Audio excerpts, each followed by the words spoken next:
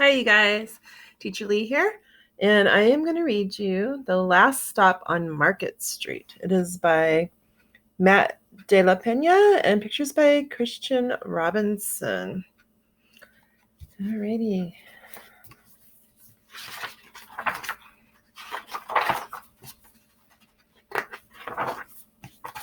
CJ pushed through the church doors, skipped down the steps. The outside air smelled like freedom, but it also smelled like rain, which freckled CJ's shirt and dripped down his nose.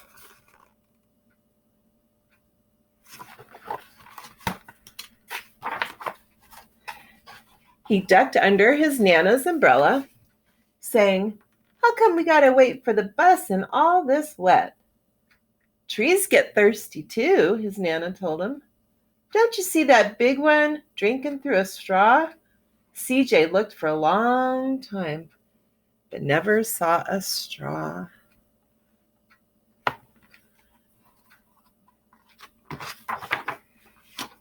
From the bus stop, he watched water pool on flower petals, watched rain patter against the windshield of a nearby car.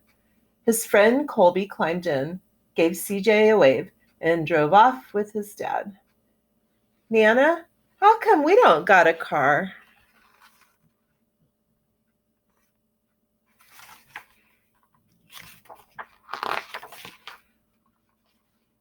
"Boy, we don't need a car. What do we need a car for? We got a bus that breathes fire, and old Mr. Dennis, who always has a trick for you." The bus creaked to a stop in front of them. It sighed and sagged, and the doors swung open.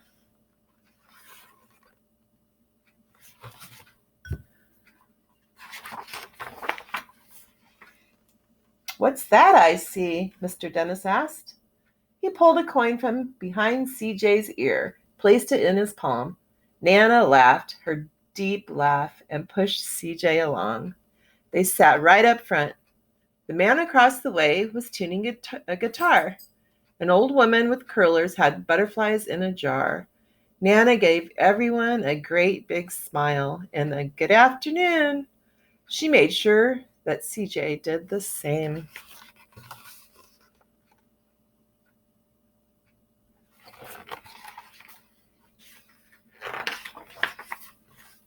The bus lurched forward and stopped, lurched forward and stopped. Nana hummed as she knit. "How come we always got to go here after church?" CJ said. "Miguel and Colby never have to go nowhere." "I feel sorry for those boys," she told him. "They'll never get a chance to meet Bobo or the sunglass man. And I hear Trixie got herself a brand new hat." CJ stared out the window, feeling sorry for himself. He watched cars zip by on either side, watched a group of boys hop curbs on bikes.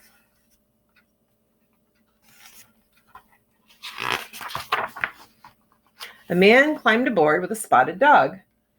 CJ gave up his seat. "How come that man can't see?" "Boy, what do you know about seeing?" Nana told him.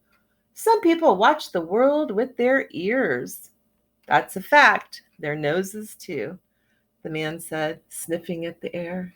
"That's a mighty fine perfume you're wearing today, ma'am." Nana squeezed the man's hand and laughed her deep laugh.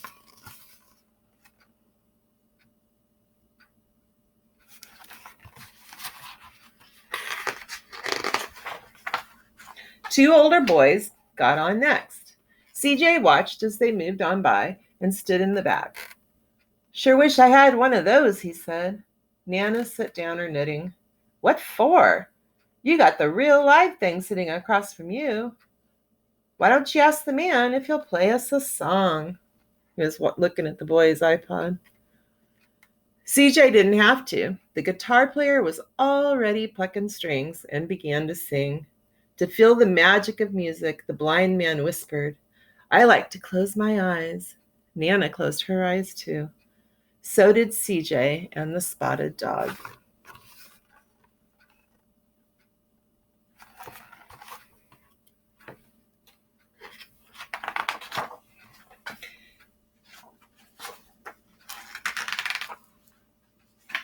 And in the darkness, the rhythm lifted CJ out of the bus, out of the busy city.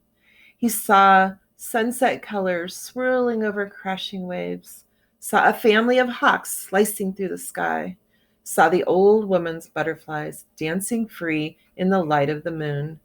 CJ's chest grew full and he was lost in the sound, and the sound gave him the feeling of magic.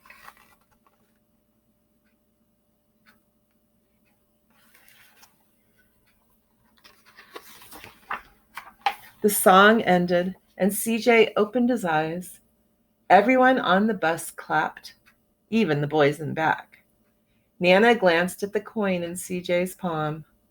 CJ dropped it into the man's hat. Last stop on Market Street, Mr. Dennis called.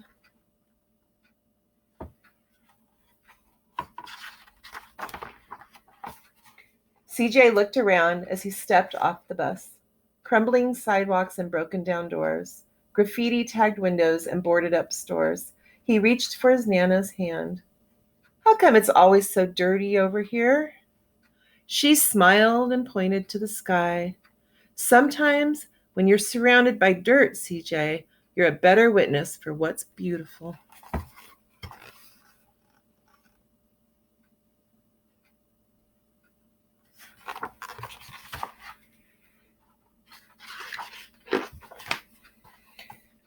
CJ saw the perfect rainbow arching over the soup kitchen.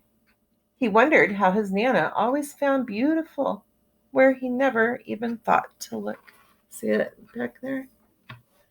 He looked all around them again, at the bus rounding the corner out of sight, and the broken street lamps still lit up bright, and the stray cat shadows moving across the wall.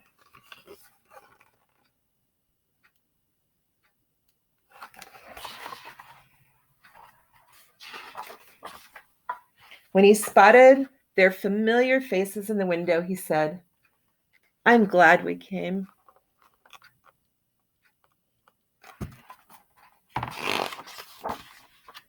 He thought of his Nana. He thought that his Nana might laugh, her deep laugh, but she didn't. She patted him on the head and told him, "Me too, CJ. Now come on."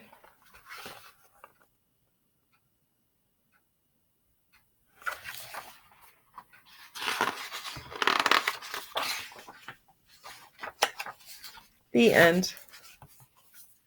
I really like that book. All right, you guys, have a good day.